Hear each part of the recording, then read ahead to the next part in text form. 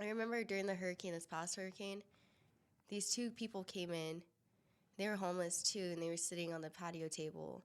And I was like, "Do you guys need water? I'll give you water." And they're like, "Well, she hasn't eaten in like 2 days, and she's pregnant with twins. Is there any way like we could get some food?" And I was like, "Maybe I can get you some fries." And they're like, "We were thinking like 20 wings."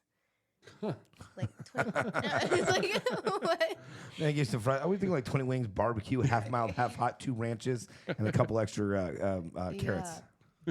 And I was like, I can't get you 20 wings. I can